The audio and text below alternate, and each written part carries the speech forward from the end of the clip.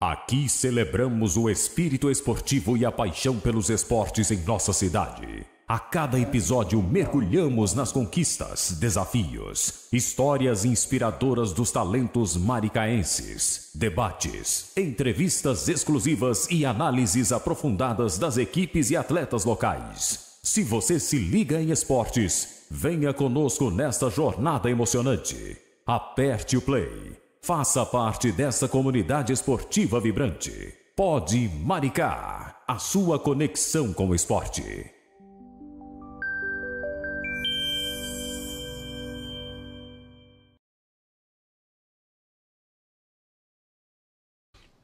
Fala galera, você está no Pod Esporte Maricá. Hoje estou na companhia de Paula Pérez e do nosso convidado, que nada menos que faixa vermelha, 9º grau, presidente da Confederação Brasileira de Jiu-Jitsu Olímpico. E aí, Paulo, quem é essa pessoa? Quem é essa pessoa? E aí, pessoal, sejam bem-vindos. Obrigada pela presença. Obrigada, Léo. Estamos falando do grande mestre Walter Nogueira. Vamos falar de jiu-jitsu? Vamos falar de jiu-jitsu. Como é que você começou? Você veio onde? Do Rio de Janeiro? Você é de fora do Rio? Fora do Rio. De fora você nasceu onde? São Luís do Maranhão. Maranhão. Lá em cima, lá em cima. Quando começou o jiu-jitsu lá ou aqui no Rio? Meu irmão, comecei com meu irmão, fazendo luta livre. Lá ou aqui? Lá Lá em São no... Luís. Mas não demorou muito tempo, a minha família veio toda aqui para o Rio e eu comecei a fazer jiu-jitsu na FADA, No Fada. com Itaboraí Pereira. Né? Entendi. Disputei vários campeonatos, naquela época não tinha federação, os campeonatos era desafio, né? Pegar uma família. Eu pegava, por exemplo, peguei a família Grace, né? No auge da FADA, né? E na história, né, do jiu-jitsu tem a vitória do FADA sobre os Grace, né? Então isso aí foi um ponto que ficou marcado realmente. Hein? Você Todo participou disso? Participei, entendeu? E outras competições depois, né, disso aí, lá no Barrada, no Riachuelo, né, lá nós tínhamos uma equipe que praticamente era quase que imbatível, né? E fomos desafiados pelo Clube Grace. E lá, de novo, eles perderam de 3-2 para a gente. Na Condicoma, essa Condicoma foi fundada pelo Elcio Léo Binda, que era uma espécie de assessor do seu Hélio, né? E montou essa academia para o Barrada, né? Uma academia que, num bairro pobre, entendeu? Mas que fez nome ali naquela área. Né? Depois eu fui professor do Sampaio e nós juntamos aquilo ali. Juntaram tudo. E dali a coisa foi fluindo, né? E começamos a ganhar os campeonatos de desafio, até que surgiu a ideia de fundar uma federação. Né? E começamos a tentar, inclusive o mentor da ideia foi o Orlando Santiago Barrada, né? E a primeira reunião nossa foi num clube, na Telefônica. Vou fazer uma pergunta antes da gente entrar na parte da fundação, na fundação dessa entidade. Uma dúvida que você falou do FADA. Conta um pouquinho da história do jiu-jitsu que vem do FADA, como que ela surgiu, e a dos Grace. Tem muita gente que não conhece, acha que o jiu-jitsu só é jiu-jitsu por causa do Grace. Elucida um pouquinho pra gente dessa história aí. O problema é o seguinte, é que o FADA, tá entendendo? Ele não teve a divulgação que teve a família Grace, tá entendendo? Na Zona Norte. Só que o FADA teve vários atletas de alto nível, tá entendendo? E ele, tá entendendo? Com o Grace nunca se deram bem. Eu participei de reuniões, tá entendendo? Com os dois, e um não queria ser vice do outro, falava negócio de federação, para essas coisas. Então, conclusão, o jiu-jitsu claudicou muito com isso, né? Não andava para frente, essa que é a realidade, porque um não queria ser vice do outro, um não queria ceder para o outro. Então, conclusão, parou ali no tempo, né? O FADA ficou com o território da Zona Norte, né? E o Grace com Zona Sul. Quem ensinou o FADA? Quem veio o jiu-jitsu do FADA? Veio da onde? O jiu-jitsu do FADA veio da mesma escola da Grace. tá entendendo? A mesma escola da Grace, do Conde Coma, do pessoal todo. Mesma escola. Só que, é aquilo que eu te falei, o Grace tinha uma família muito grande e o Fada só tinha um filho, chamado Hélio Fada, tá entendendo? E o irmão dele. Então, conclusão, toda a coisa do jiu-jitsu da Zona Norte, a gente conhecia, era pessoal do Fada. Da Zona Sul, o Hélio. Então, ficou difícil de você saber, pô, quem melhorou, quem foi... Só que até que houve um desafio. E nesse desafio, nós saímos vencedores. Entendi. Da coisa. Então, tanto faz o seu Hélio como o Fada, eles não se uniram, entendeu? E veio a mesma linhagem, quem ensinou um, ensinou o outro. Só que não teve mais projeção, colocou... Porque tinha, na desafiado, época, na época, o seu Hélio, o grupo de alunos deles, era ministro, era o Andreas, era só... Tinha uma revista também, na época, chamada Amigo da Onça, que fazia divulgação. É verdade. O nome da revista era Amigos da Onça? Era Amigo da Onça, entendeu? E era uma charge que tinha do cartunista aí, que fazia isso aí. Então, sempre tinha. E, na época, nessa Conde de Coma, que foi fundada lá no Riachuelo, você tinha lá fotos do seu Hélio só com personagens. E o Fada não aparecia nessa, porque não era. O Grace dava aula para ministro... Só figurões, entendeu? Não era dinheiro. Então, o Fada não era isso, era mais humilde tudo. Academia Bento Ribeiro, Grace era Zona Sul, tá entendendo? Não dava para fazer uma comparação de coisas. Só que, na parte técnica, o negócio ficava diferente. Né? Apesar de que o Grace teve os filhos, né? Teve o João Alberto e outros mais, Velho Virgem, esse pessoal todo aí que formava uma equipe dele de elite, tá entendendo? Para difundir o esporte. Para difundir o esporte, né? E eles tinham a imprensa toda lá dele, quer dizer, você vê na revista Cruzeiro, a revista da moda, a entrevista do Hélio era maior do que a do presidente, cara. Então, quer dizer, a bola do homem estava lá em cima, né? Enquanto do Fada, sempre naquela coisa da Zona Norte, tudo, as pessoas mais humildes, tinha projetos sociais que ele ajudava, aquela coisa toda, ao contrário da família Grace, que só lidava com figurões. E você começou a faixa branca com quem? Com Fada? Com Fada mesmo. E aí foi até que faixa? Com faixa preta. Até quando você faixa preta do Fada? Do Fada. Entendi. E disputando os campeonatos dele.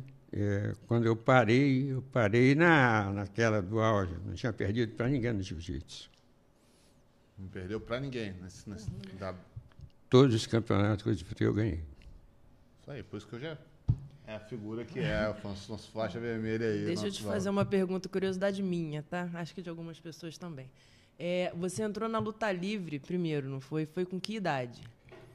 Na luta livre já entrei com a idade avançada, 18 anos. Tá bom também. Eu tive um professor, eu fui convidado para dar aula na ASPEG, ali na Praça 11, aula de jiu-jitsu.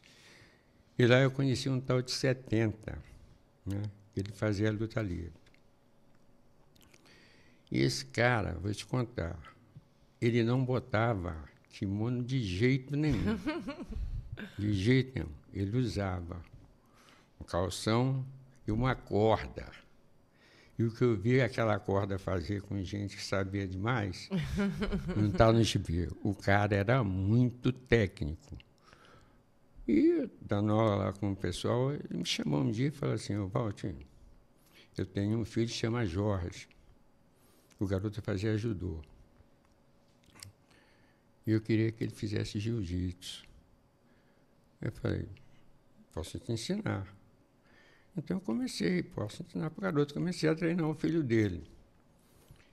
E nós formamos uma equipe para disputar um campeonato lá na usina, né, no Sindicato do Fumo, contra a Academia Kyoto. Placar da brincadeira, 9-2 Academia Kyoto. Era por combate. Caramba. Combate. No primeiro combate, 1-0. Venceu. 9-2. Como é que era a pontuação naquela época? Não, a pontuação era a pontuação Finalizou. de jiu-jitsu. Já tinha as normas. Então, 9-2. Bem, os dois caras que ganharam foi eu e o filho dele. Os dois. Aí, o que aconteceu? Dali, ele me chamou para volta, vem cá, você conhece jiu-jitsu? Eu digo, eu não conheço, eu estou aprendendo. E ele falou, faz favor para mim. Eu falei, posso fazer. Treina meu filho. Eu falei, ó, não sei se vai dar certo, porque treinar o teu filho e você com o histórico que você tem de luta livre, bicho, vai ser difícil. Aí comecei a treinar o filho dele, né? Inclusive na parte de judô, o filho dele foi campeão brasileiro de judô, começou a ganhar tudo. E ele marcou comigo, olha só, você vem aqui na academia 3 horas, isso lá na Praça 11. E você vai começar a fazer um pouco sem kimono para você encaixar no teu jiu-jitsu. Eu digo, pô, que bom, maravilha, né? E comecei a treinar com ele, né, sem kimono. Muita coisa que eu não fazia no jiu-jitsu, né, eu aprendi a fazer no Vale Tudo com ele. Ele tinha realmente, olha, uma técnica muito apurada, muito apurada. Jorge 70 é o nome dele? 70. E ele não trocava pancadaria. Ele tinha sempre luta agarrada. Só que no chão o cara parecia um gato, cara. Não parava e quando tu bobeava ele te finalizava. Eu levei vários amigos meus na faixa preta e tudo, e todos eles aprenderam a bater aquele dia. O cara era muito técnico, muito técnico. E, às vezes, começando com o Barrada, né? O Barrada foi um cara que aqui em Niterói, ele fez liga, criou uma série de coisas e foi um dos fundadores dessa federação. E eu perguntei, Barrada, tu já treinou com 70? Ele falou, Walter, o 70 é fora de série, só que ele não faz luta e ele não ensina para ninguém. Você chegava lá para treinar e ele falava assim, ó, vamos balançar a roseira aqui e tal, aquela coisa aí, e se finalizava toda hora, tá entendendo? Então, era só na prática, ali aprende... Não ensinava. Ele queria botar os caras, ele queria uma vez botar um tal de Tião para lutar com o Cássio, eu falei, não bota que vai perder. Vai botar o Tião, vai perder, Tião, o cara era muito forte, né? Mas não tinha técnica. Aí ia pegar quem? O Cássio, na época que o Cássio estava em forma, eu falei, bicho, vai perder, né? Ah, não, bota ele lá e tal. Com aquela questão de ganhar o dinheiro, aquela coisa. Eu falei, não vai botar, vai perder. E vai perder feio. E o Tião era uma mãe, lá, um cara muito legal, tá entendendo? Mas não tinha técnica nenhuma, só tinha força e corpo. Parecia um troglodita, quer dizer. Então eu falei, não bota. E ele, nada, bota lá. Eu conversei o Tião, falei, Tião, não vai. Se você for, tu vai perder, o Cássio vai te amassar, tu não sabe nada de chão. O Cássio não vai trocar pancada contigo, de jeito nenhum, ele vai te botar para baixo e vai te finalizar. Aí o Tião falou, não vou não, entendeu? Tirou, não foi fazer a luta com o Cássio, eles tinham até marcado já estava tudo arrastado. Ia ser um passeio, na verdade era um passeio. Eu estava treinando o cara e sabia que o cara não tinha nada, tá entendendo? Técnica nenhuma para querer pegar um cara. Sardinha para gato. Pô.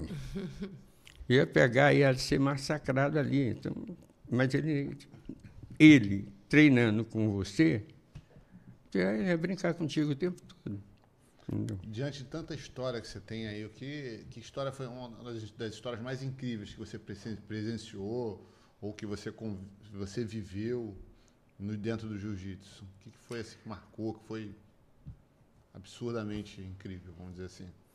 Você fala sobre história... Dentro do jiu-jitsu, que você presenciou, que falou, pô, isso aqui foi... Rapaz, olha, uma das histórias foi na fundação da CBJJO. Nós fizemos um campeonato em 2004 em Salvador, que a maioria desse pessoal do MMA, o Jacaré, o Verdun, o próprio Minotauro estava lá, e o Aldo, que era faixa marrom na época, tá entendendo? Foi um campeonato que eu achei que ali deu um boom, ao ponto do Carlinhos ficar preocupado e oferecer moto para aquele pessoal e tudo, porque esse campeonato, ele teve patrocínio de uma cervejaria, né? E eu acho que reuniu ali os melhores lutadores de jiu-jitsu da época, com premiação para a categoria de 7.500, né? E para o absoluto também 7.500. Para a época, né? um bom dinheiro. Era um bom dinheiro, entendeu? Um bom dinheiro.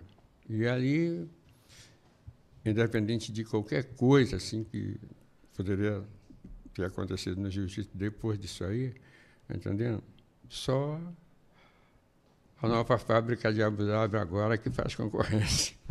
Entendeu? E como é que surgiu a fundação da CBJJA? Por que surgiu? Qual era a dificuldade? Da onde veio essa ideia? Começou a CBJJO num convite do Luizinho me fez, na época eu coordenava o esporte de São Gonçalo, né? Esporte de jiu-jitsu, né? No governo do Charles, no caso era o prefeito, né?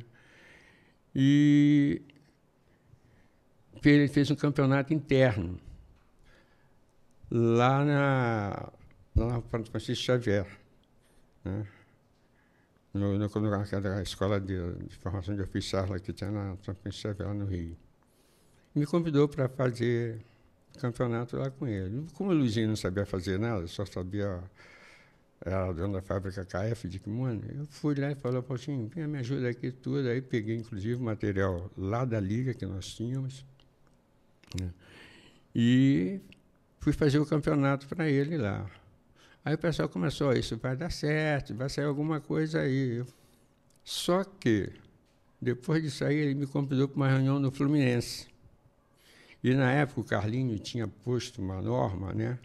Não tinha as outras federações, não tinha só, era o Carlinho e o Robson, né?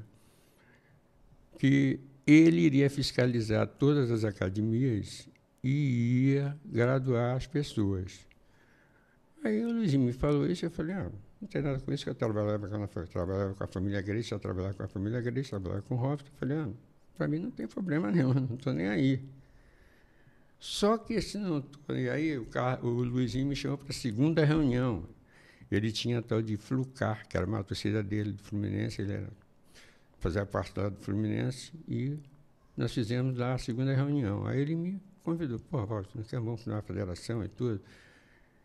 E eu já estava meio chateado com o Robson, umas bobagens que não adianta falar agora, tem que respeitar que ele já morreu. Eu falei, não, isso não vai dar certo. Aí Luizinho, vai sim. Eu falei, mas tem tanta gente aí, com mais nome, com coisa que pode ser, eu sou novo ainda para estar assumindo essa responsabilidade. Ele falou, mas o pessoal quer você. Eu falei, tem o Cássio, tem fulano, com academias com mais nome do que a minha e tudo. Eu era professor do Colégio Salesiano, né? Eles falaram, não, os caras querem você. Eu digo, eu já sei que vocês querem, porque querem que eu seja presidente dessa comunidade. Você sabe que eu sou amigo do Robson, eu não vou fazer essa sacanagem com ele. Aí teve a terceira reunião lá no Fluminense de novo. Eu digo, daqui a pouco eu vou acabar virando um jogador do Fluminense. Toda vez tá vindo aqui, vai acabar virando um jogador do Fluminense. Valtinho, fala com todo mundo quer que você vá. Mas eu entendi a jogada ali. É que o pessoal estava com medo de abrir. Foi uma nova federação por causa do status da Grace, né? Tem uma retaliação. Retaliação e tudo, aquela coisa toda. Aí comecei a falar, quer saber de uma coisa? O Robson me disse essa coisa, vou aceitar isso aí. Aí, vai aceitar ou não vai? Eu digo, tá bom, vocês querem que vocês vão apoiar o negócio? Ele me pôs uma relação, está aqui, Nova União, Gama Filho, Cássio, me apresentou mais 10 academias, né, que o pessoal apoiava. Eu falei, então vamos tocar o barco. Aí começamos a tocar o barco. O primeiro campeonato foi lá na Gama Filho, né? Fizemos uma Copa do Brasil, né? Tem noção de quantos participantes naquela época? Tinha mais ou menos, uns 1.000 participantes, entendeu? Naquela época. Não, porque foi todo mundo. Só não foi o Carlinho, tá entendendo? E o Luizinho, fanfarrão como sempre, botou uma premiação em dólar, meu amigo. Aí até eu ia. Entendeu? Botou uma premiação em dólar. Pegamos a revista Tatame, né? Ele foi lá, fez uma cobertura, deu uma página para a gente, né? E a outra era do Carlinho, na época, né? E começou ali o campeonato, depois fizemos um estadual no Caio Martins, né? Ali também o negócio já deu bastante gente. E partiu para a coisa realmente braba, que foi o campeonato, a Copa do Mundo, em 2004, lá em Salvador. Depois teve 2005 em São Paulo, né? Também com um número bastante expressivo de atletas, premiação também em dinheiro, aí foi todo mundo. Ali o Xande... Não parou mais. Aí não parou. Parou em 2007. A bronca foi em 2007. Que aí começou, em São Paulo, o Murad falou com o Esportinho, vocês não vão segurar essa bola, vocês estão dando muito dinheiro. Né? Na época era 75 milha, né, que já saía de premiação.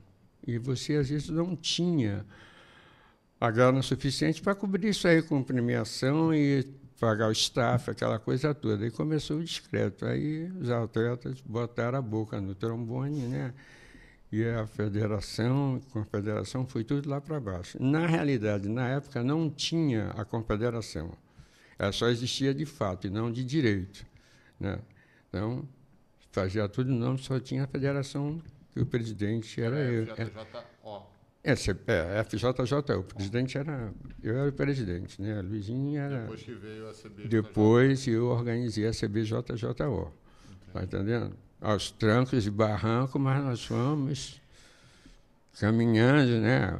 Tem uns caras aí que ajudaram aí, não vou falar o nome, porque senão...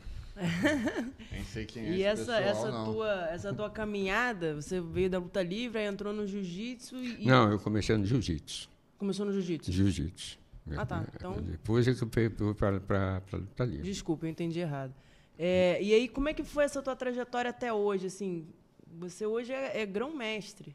Não é qualquer um que tem um grão-mestre nas costas aí, um título de... Dizem a história aí da Grace que tem 25 no mundo grão-mestre. Né? Porque muitos já bateram bota, sim, né? sim. Já foram embora e tal, aquela coisa. E desses 25 eu sou um deles, né? Agora... Funil vai funilando, deles, né? Deles. Pela CBJJ, homologado por eles. Por ele, não é por mim. Pela picaretagem que existe hoje aí. Não é por mim. O grande problema do jiu-jitsu, que a gente tenta, já deveria ser um esporte olímpico, e não é porque eu sempre falo que o jiu-jitsu é um bolo de chocolate, todo mundo quer um pedaço.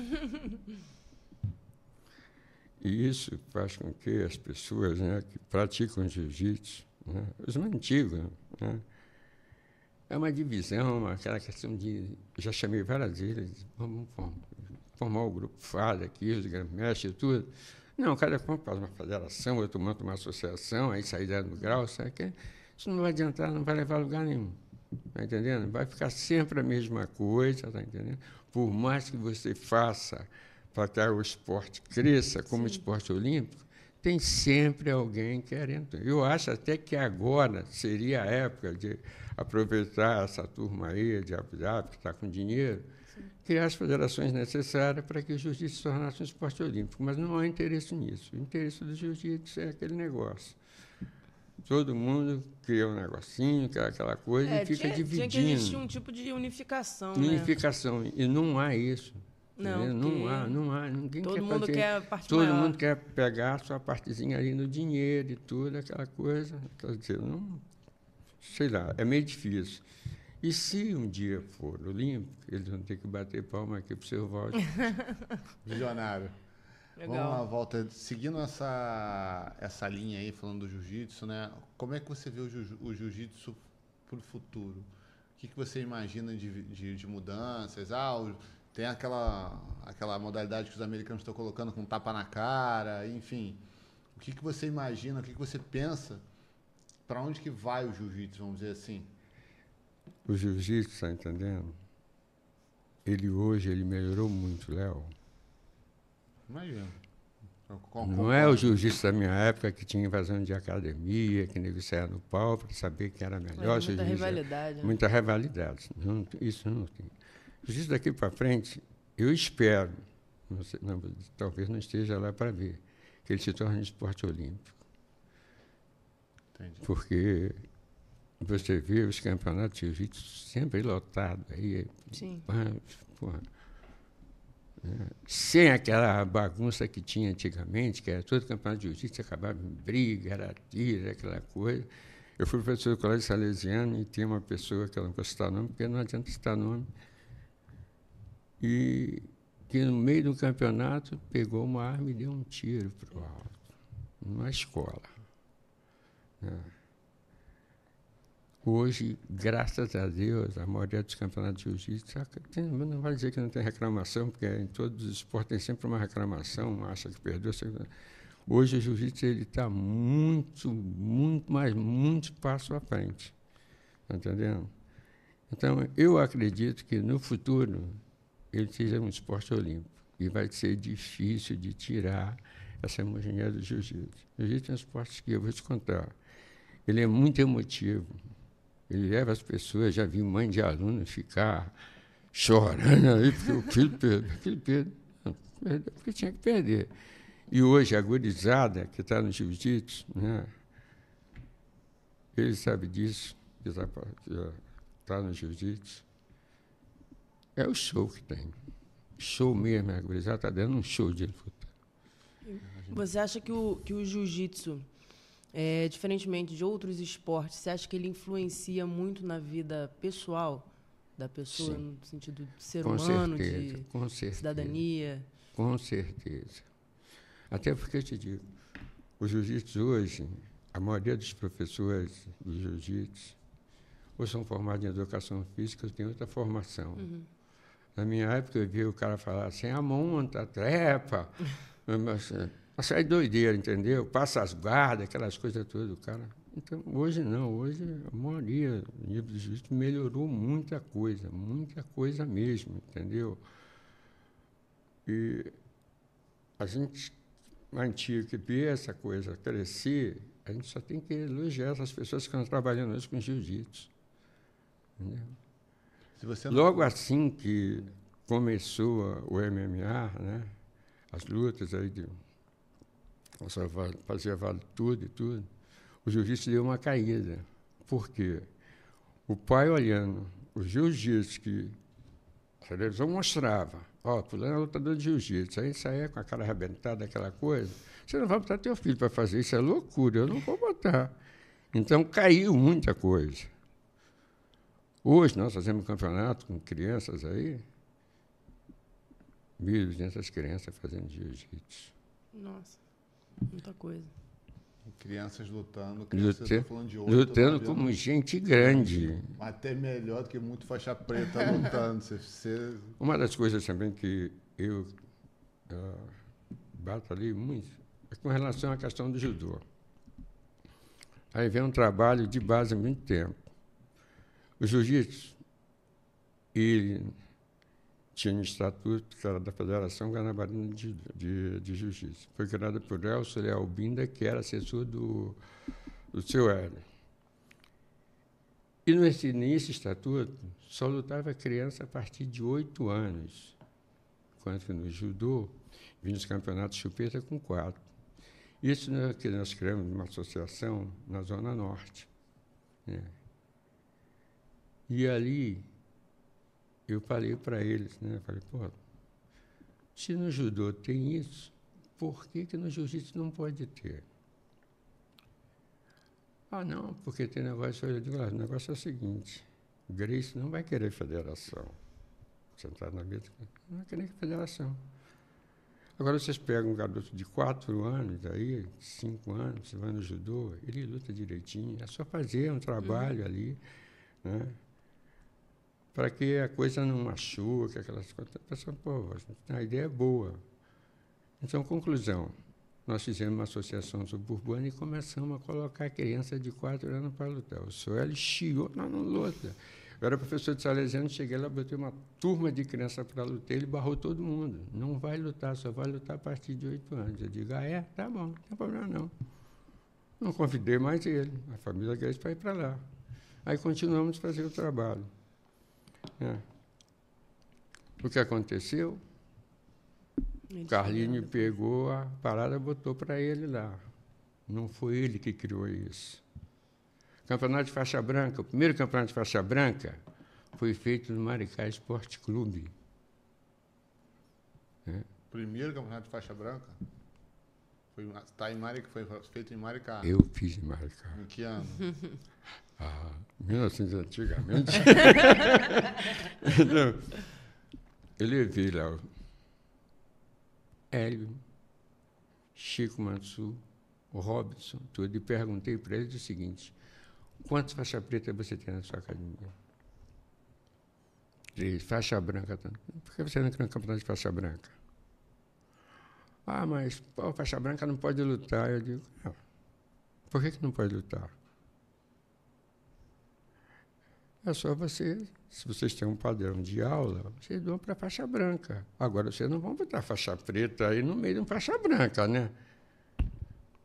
Até porque aquela rivalidade de judô e jiu-jitsu existia. Você de ver luta de faixa preta de judô lutando como faixa azul no jiu-jitsu, enchendo os caras de queda aí. Agora você está falando disso aí, eu tenho uma pergunta para fazer. Existem algumas federações e confederações de jiu-jitsu. Vamos ser mais específico agora. Dentro da CBJJO, a queda não precisa ser estabilizada, né? E às vezes eu estou no campeonato lá e as pessoas me perguntam, eu sei essa resposta que você já me falou, mas você pode nos contar por que na CBJJO, quando se aplica a queda, não se aguarda, não se espera para a estabilização para dar os pontos? Porque essa norma foi criada pelo Carlinho, cara. Não pode ser. Se não ajudou, o cara dá um impõe um ponto completo, tá entendendo? Ele está com o flexor no chão. Por que no jiu-jitsu isso essa guerrinha aí, como outras coisas foram tiradas do regulamento, que eu achei que muita coisa foi para melhor, tá entendendo? Mas aí é aquele negócio, o Carlinhos não gostava de perder, então chave de pé ele tirou. Aí não sei o que tem, tirou. Foi tirando. Tudo bem. Coisas que poderiam causar lesões no atleta. Até aí todo mundo concordou. Agora a queda é aquele negócio, queda é queda. Né? Aí, pum, bateu. Aí bateu e pum, meu amigo. Não adianta. Aí, porque caiu de lado. Não, foi projetado. Você não vai dar uma queda, o cara cai enroscado ali. Agora, se ele cai normalmente, está entendendo? E a queda, o cara subiu, como eu vejo, aí não caiu de lado. Não tem nada de cair, foi queda. Isso aí foi uma coisa que o Carlinho quis implantar. E como uma questão de faixa, aquelas coisas todas, hoje, por exemplo, o jiu-jitsu da CBJJ, ele tem a faixa igual do judô. A faixa de mestre é uma vermelha e branca. A faixa do jiu-jitsu tradicional, as faixas dos mestres são vermelha e preta. Não tem esse negócio de coisa e os graus colocados na ponta da faixa. Só que o Carlinhos, toda vez que ele tinha uma coisa que empatava ele mudava a regra da coisa. Então, fica mudando regra, e acabou. Então está respondido. Você aí que tem dúvida por que na CBJJO queda não se estabiliza, o mestre já respondeu aqui. Entendeu? Diz uma coisa pra gente, nesse teu trajeto todo até hoje, você tem algum arrependimento, alguma coisa que você faria diferente? Algum caminho que você tomaria? Não. Faria tudo igualzinho? Tudo igual. Começaria tudo do mesmo, de zero, mas seguindo o padrão do jiu-jitsu tradicional. Porque a pessoa muda, fica mudando regra, fazendo aquela opção de coisa, mas isso aí não vai adiantar nada. Agora mesmo, pra você ter uma ideia, o Elinho criou uma confederação. E lá ele está cometendo um crime. Ele está dando faixa preta para garoto de 15 anos. Olha só a brincadeira. E é farda, hein? Já farda. Eita. Aí, conclusão, criou uma federação onde eles não estão andando para lugar nenhum, porque ninguém vai aceitar isso. Eu acho que não existe faixa preta menor de 18 anos. Não existe. Faixa preta Não tem maturidade. Não tem maturidade, quer dizer, ele começou a promover lá a torta à direita, lá, o pessoal dando faixa, mudando as faixas, aquela coisa. Essa mudança não vai levar ele para lugar nenhum. Porque hoje, no Rio de Janeiro, existem duas coisas de jiu-jitsu que o pessoal respeita. Isso não quer dizer que não respeite as demais, mas hoje tem. CBJJ, CBJJO. E acabou. O resto está vindo Veio no embalo, porque eles não tiveram a coragem de botar a cara a tapa para fundar a federação. Ficaram tudo com medo. Essa que é a grande realidade. Depois que nós criamos a CBJJO, apareceu em São Paulo, apareceu mais aqui, apareceu em tudo, mas ninguém tinha coragem de fazer isso, porque tinha medo da família Grace. Essa que é a grande realidade. A primeira CBJJO, Primeira depois da JJ. Não, primeiro foi o Carlinho. Não, A segunda CBJJO. A segunda CBJJO. Aí vieram o resto. Porque ninguém tinha coragem de botar. E o medo? Vou fazer uma pergunta agora, Walter. Se você não quiser falar, que eu sei os assuntos, eu corto. A gente não, fala. pode. Sobre, recentemente a gente presenciou, né, eu estava até presente, você foi condecorado, vamos falar assim, agraciado ao 10º grau de faixa vermelha. Como é que você viu essa situação? Como é que você enxerga isso para o jiu-jitsu? Como é que você enxerga pessoalmente? O que você pode falar para a gente desse acontecimento? Erro. É um erro. Erro. Primeiro que essa liga lá que eles criaram, a associação, ela não tem maturidade para isso. As 3 pessoas que me deram a faixa são realmente faixa vermelha. Agora, quanto tempo tem de fundação essa liga? Você sabe o tempo? Nem eu. Eu acho que essa jogada, tá entendendo? Vamos graduar o Valtinho, que é o mais antigo, aquela coisa toda, presidente de uma confederação que está dando certo, aquela coisa, vem batalhando e tudo. Eu te graduo hoje, 10º grau, mas você pode me devolver essa faixa. Você é o mais antigo daquela turma toda lá. Em termos de organização e tudo. Você endossa, depois eu receber de novo. Eu entendi isso como uma jogada. Você está entendendo? Então, não tem maturidade para isso. As pessoas que estão ali, muitos que foram ali, eu nem conheço, cara. Aí o cara está com faixa de mestre, faz aquela coisa toda. Ele vai vir conversar comigo de jiu-jitsu e eu falando, pô, bicho, eu não te conheço. E você, melhor do que ninguém que trabalha comigo, não sabe disso. Eu quase não dou diploma para ninguém. Quando pede, tem 3 agora. Os caras foram lá, eu sei que são faixa vermelha e preta, tá entendendo? São mestres. Mas a maioria dos que estão ali, que foram ali, tá entendendo? É tudo picareta. Essa que é a grande realidade. Tem muito por aí. Não tem história. Não tem história. Não tem história. Estão contando historinha ali para eu dormir. Então não adianta. Eu vou dar um grau para o cara, porque o cara é meu amigo, né? Eu vou dar uma faixa vermelha porque o cara me deu. São associações cataniques para querer pegar dinheiro dos incautos aí que querem para aparecer com uma faixa. Tem muito caso no jiu-jitsu de aluno, depois passar o professor, já está com grau na frente do professor. Não dá. Aí vai, se eu quisesse ganhar dinheiro. Que mágica é essa aí? Que mágica é essa aí? Ah, bicho, isso é difícil. Engraçado que meu professor essa mágica é esse. O pessoal da NOI pingo d'água para botar isso. Não. Então. Diz uma coisa aqui. A gente está falando só de jiu-jitsu e tal. Imagina a sua vida sem o jiu-jitsu. Você acha, num mundo fictício, que você teria seguido para que caminho? Seguirei para o jiu-jitsu. Não tem outra. Tá certo. Então é isso, gente. Hoje nós recebemos aqui o grão-mestre, faixa vermelha, Walter Nogueira. Foi um prazer receber aqui no nosso Pod Esporte Maricá. É um podcast, uma conversa entre amigos, vamos dizer assim, para trazer o que tem de melhor no esporte. E você, como não deixar de ser um dos melhores. Você é a história do jiu-jitsu, você viu o jiu-jitsu nascer hoje, essa febre absurda mundialmente, né?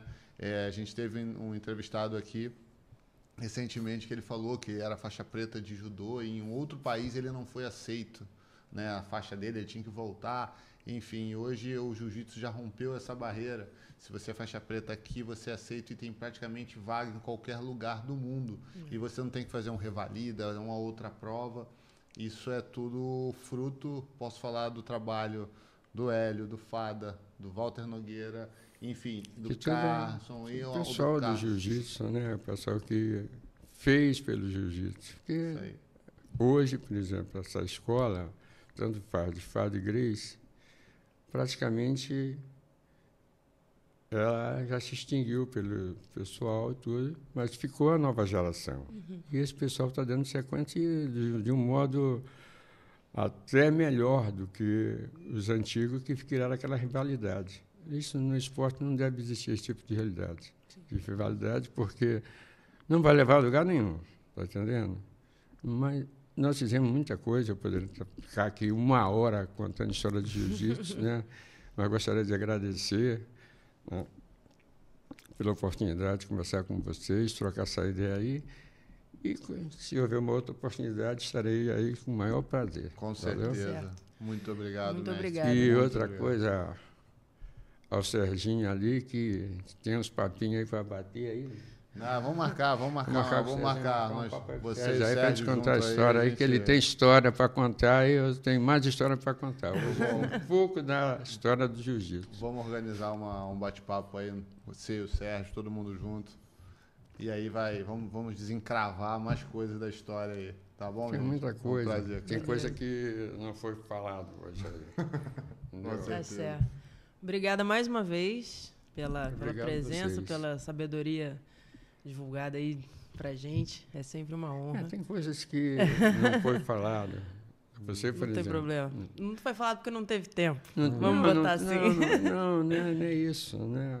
A questão é que a gente começa a falar de jiu-jitsu, a gente vai prolongando a história, e vai Sim. prolongando e vai chegando a um ponto que não dá vontade de parar.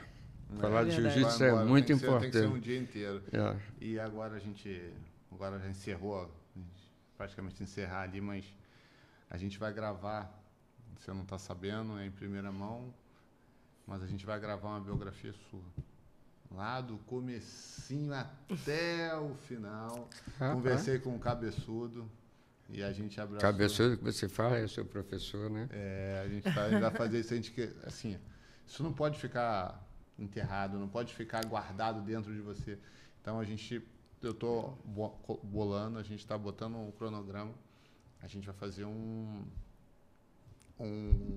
documentário mesmo da sua vida. Você vai contar todos os acontecimentos, a gente vai organizar, ou dividir em capítulos, isso aí, então pode achar que isso tudo vai ser externo, vai vir para fora. Tá? Tá bom? Eu tenho que estar calmo, bem mais calmo, tá É um entendendo? trabalho bem demorado. Não vai ser de um dia, não. Vai ser de quase mais de um ano. Mais de um ano, mas a gente vai fazer e vai valer muito a pena. Obrigado, Walter. Obrigado, Paula. Obrigado a vocês, obrigado. Obrigada, eu que agradeço mais uma vez. Até a próxima, galera. Valeu, pessoal. Você está no Pod Esporte Maricá. Não deixe de nos seguir nas nossas redes sociais. Ok? Valeu. Acabou!